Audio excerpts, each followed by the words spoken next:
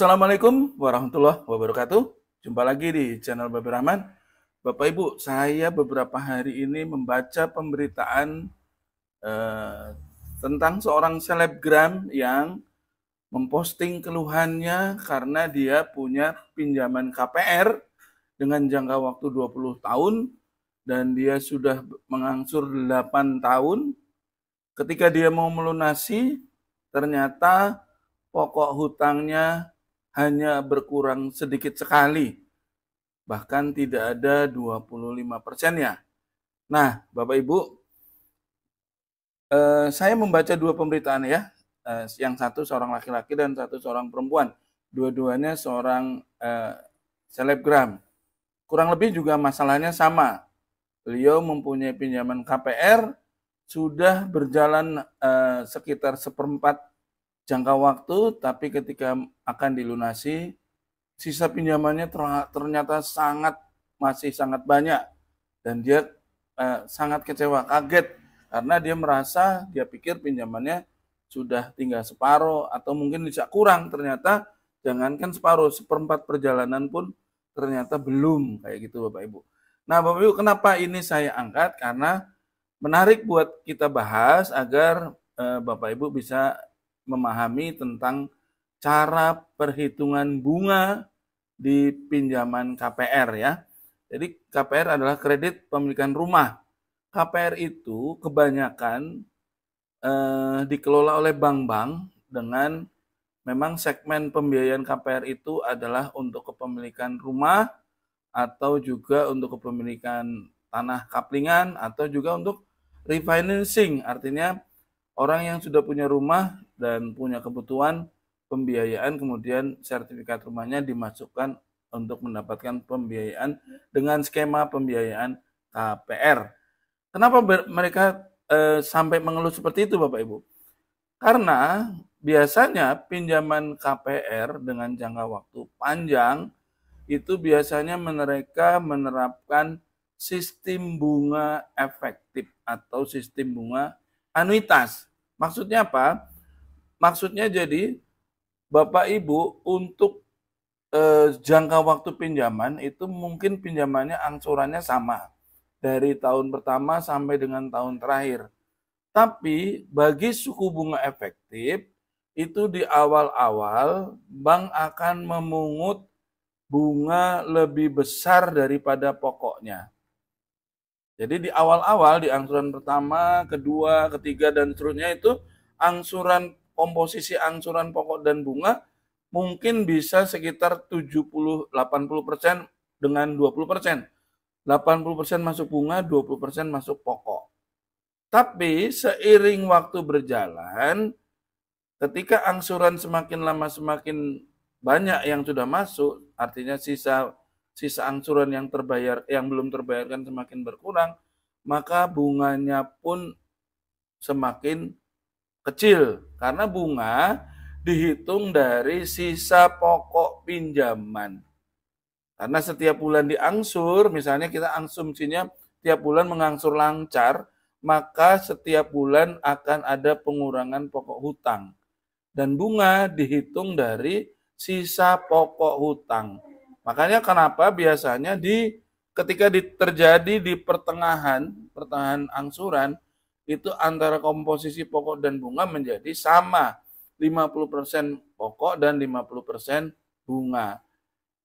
Bila angsurannya berlanjut lancar sampai melampaui mendekati lunas, maka nanti komposisinya akan berubah.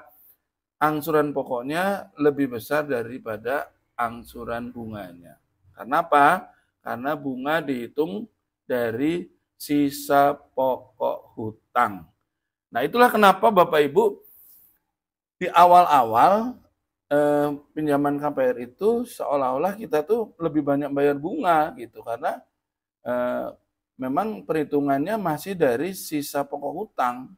Jadi persentase tertentu dikalikan pokok hutang. Misalnya coba 7% per tahun, 7%, tapi dari pinjaman misalnya rumah ibu bapak KPR nilainya 1 miliar. Maka dihitungnya 7% kali 1 miliar dibagi 12. Itulah beban bunga yang harus dibayarkan. Tapi kalau sudah separuh perjalanan, maka bunga tersebut misalnya tetap 7% ya. Ada bank yang menerapkan suku bunga flat dari awal sampai akhir itu tidak berubah. Ini bagus ini untuk memberi kepastian kepada debitur ya. Banyak yang menurut saya bank yang seperti itu lebih bijaksana. Artinya ada kepastian bahwa yang Anda bayarkan dengan suku bunga seperti itu ya. Tetap dari awal sampai akhir suku bunganya tetap. Itu memberikan manfaat bagi debitur. Nah, kalau misalnya tadi suku bunga 7%, maka ketika Bapak Ibu sudah menjalani angsuran separuh perjalanan waktu, maka misalnya sisa pokoknya tinggal 500 juta, maka bunganya dihitung dari 500 juta. Jadi 7% kali 500 juta dibagi 12, maka bunganya semakin berkurang. Nah, tapi ada juga bagi bank-bank yang biasanya memberi pinjaman untuk skema kredit KIK ya, investasi ataupun KMK, kredit modal kerja, itu biasanya mereka menerapkan suku bunga flat. Suku bunga flat itu sebenarnya jauh lebih mahal.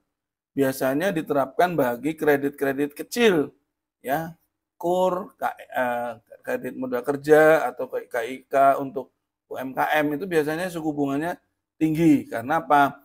Karena mereka memang segmen bisnis yang paling banyak menghasilkan keuntungan itu di UMKM ya, maka mereka menerapkan suku bunga tinggi. Kenapa tinggi? Karena mereka juga banyak yang pinjaman-pinjaman yang sebenarnya tidak diikat agunannya. Kadang debitur nggak sadar ya, debiturnya peminjamnya nggak sadar, dia dimintai jaminan misalnya BPKB ataupun sertifikat gitu. Nah itu sebenarnya tidak diikat sehingga bagi bank berisiko terhadap risiko macet dan bila tidak terbayarkan bank tidak bisa mengeksekusi lelang. Contohnya kredit KUR ya. Kredit KUR itu menurut undang-undang sampai dengan 100 juta tidak pakai jaminan. Jadi kalau Bapak Ibu merasa saya KUR tapi kok pakai jaminan Pak, ada sertifikat yang saya serahkan atau dia minta jaminan. Ya, berarti mereka meminta jaminan hanya untuk jaminan psikologi saja. Agar debitur, agar Bapak Ibu merasa punya utang dan punya tanggung jawab untuk membayar karena ada jaminan yang diserahkan. Tapi bila undang-undangnya bunyinya tanpa jaminan, maka dipastikan jaminan yang Bapak Ibu serahkan itu tidak ada pengikatannya. Walaupun Bapak Ibu menyerahkan sertifikat ataupun BPKB, tidak bisa dieksekusi lelang. Jadi yang bisa mereka lakukan apa? Menakut-nakuti saja. Itulah kenapa biasanya kredit-kredit KUR dan atau mungkin kredit-kredit UMKM itu bunganya biasanya diterapkan bunga besar dan flat. Flat itu artinya tetap dari awal realisasi sampai dengan akhir pinjaman tinggal angsuran terakhir pun bunganya sama. Misalnya pinjamannya katakan 1 juta, suku bunganya misalnya 2% per bulan, maka bunganya 2 juta. Misalnya pinjaman 100 juta ya, bukan 100 juta. Maka setiap bulan Bapak Ibu bayar bunga 2 juta. Kalau jangka waktunya 2 tahun, Bapak Ibu ngangsur pertama juga bunganya tetap 2 juta, ngangsur di akhir periode tinggal 1 bulan misalnya, sudah ngangsur 23 kali, tinggal 1 kali yang terakhir pun bunganya tetap 2 juta. Karena itu namanya suku bunganya flat. Dari awal sampai akhir sudah ditentukan suku bunganya. Tidak terpengaruh berapa sisa pokok hutangnya. Sekalipun Bapak Ibu tiap bulan angsurannya lancar, maka bunganya akan tetap ditarik sama. Sebenarnya ini lebih berat ya, lebih berat. Jadi kalau Bapak Ibu dikasih kredit KPR dengan bunga efektif itu sebenarnya jauh lebih ringan. Cuman karena di awal-awal itu dia mungutnya seolah-olah mungut buat bayar bunga dulu, maka itulah yang kelihatannya sudah jalan ngangsur 10 kali, 15 kali kok rasanya utangnya nggak berkurang. Itulah yang kenapa yang menyebabkan selebgram tersebut marah-marah ya di medsosnya karena merasa ditipu kayak gitu. Jadi Bapak Ibu memang kredit KPR itu bagi orang yang mau sabar, sebenarnya kredit KPR itu merugikan, ya. Jangan pernah berpikir kalau nggak punya rumah, kalau nggak utang kapan punya rumah. Jangan pernah berpikir dengan cara salah kayak gitu ya. Itu penyebab kehancuran, penyebab orang hancur ekonominya itu gara-gara KPR. Memaksakan diri untuk punya rumah dengan cara kredit itu jalan yang salah ya. Saya nggak bilang itu jalan bodoh, tapi itu jalan salah. Kenapa? Karena Anda harus bayar mahal untuk harga rumah yang harusnya misalnya bisa 50%-nya saja dari pembayaran yang harus dilakukan, dan Bapak Ibu membayar itu bertahun-tahun bahkan berpuluh tahun, itu nilainya semakin, nilai rumah itu tidak selalu harus seiring dengan nilai kreditnya ya. Bisa jadi rumah itu koreksi harganya nggak bagus. Di daerah tertentu ada yang perumahan yang koreksi harganya nggak bagus, sudah 5-10 tahun harganya masih seperti harga di awal kita beli gitu. Atau juga ada yang bank yang saya katakan salah menerapkan kebijakan. Jadi banyak orang yang beli perumahan, biasanya pendatang di sebuah kota gitu ya, mereka ambil rumah di sebuah perumahan gitu. Mereka tidak melakukan analisa lingkungan, analisa pasar gitu, apakah lokasi rumah tersebut koreksi harganya bagus atau tidak. Jadi banyak yang bank boncos ya. Boncos karena apa? Karena pengambil kredit di situ, kredit-kredit KPR di situ banyak yang menunggak. Banyak yang menunggak, baru jalan 1-2 tahun sudah menunggak. Karena apa? Pertama, dia merasa angsurannya terlalu berat. Kedua, mereka juga terlalu memaksakan diri untuk punya rumah gitu. Akhirnya banyak utang yang harus dibayarkan dari gaji yang dia terima, sehingga akhirnya untuk biaya hidup sehari-hari nggak cukup kayak gitu ya. Apalagi sekarang banyak promosi dari bank-bank yang menerapkan promo bunga 2 tahun atau 3 tahun pertama flat. Itu lebih bahaya lagi. Jadi sekarang banyak bank yang karena mungkin kredit KPR banyak nggak laku ya, pengambil kredit untuk perumahan itu banyak sepi gitu ya. Jadi mereka berlomba-lomba adakan promo suku bunga 4% atau 6% flat selama 3 tahun misalnya. Nah, flat selama 3 tahun itu berarti mereka terapkan suku bunga promo itu hanya untuk 3 tahun pertama. Nanti setelah lewat 3 tahun pertama, maka suku bunga akan berlaku suku bunga yang ada di saat itu. Nah, ini yang bahaya. Kemarin mungkin angsurannya cuma 2 juta sebulan, tapi setelah 3 tahun berjalan, suku bunga promonya berakhir, naik jadi 3 juta. Nah, ini beresiko menimbulkan tunggakan. Karena apa? Karena alokasi dana yang dipakai semakin lebih besar, kebutuhan untuk mengatur semakin lebih besar. Bisa jadi juga koreksi gaji juga belum signifikan, atau mungkin inflasi juga tajam, sehingga sebenarnya terjadi pemiskinan sistematis. Nah, Bapak Ibu ini harus paham nih.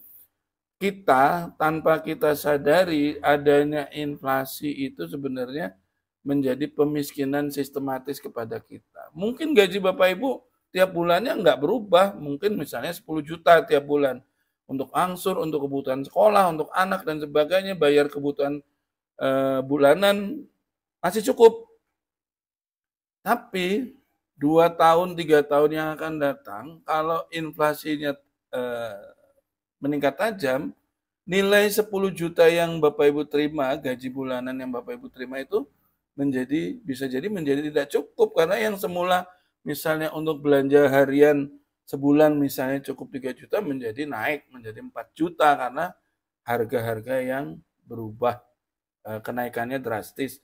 Itu yang namanya pemiskinan secara sistematis.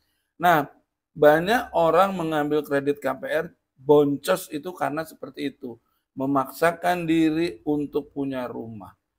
Padahal nggak harus seperti itu.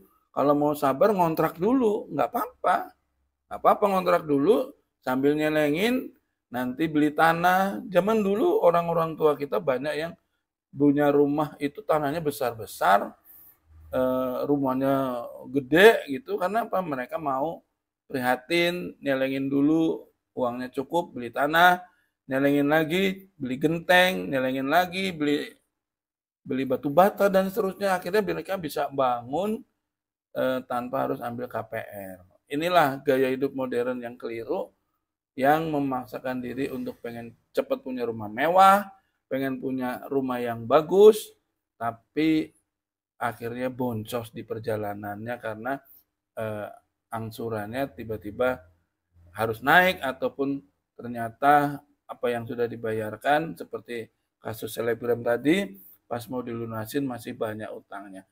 Mereka banyak yang menyesal harus mengambil kredit seperti itu. Terus ada nggak solusi lain pengen punya rumah? Ada Bapak Ibu. Kalau Bapak Ibu pengen punya rumah yang nggak nakal dan legal, Bapak Ibu beli rumah KPR yang orangnya sudah macet kreditnya dan tidak ditempatin. Datangi orangnya, bicara baik-baik, ya memang transaksinya transaksi di bawah tangan ya. Bapak Ibu beli, sah dari pemilik yang lama, walaupun dalam kondisi menunggak nggak apa-apa.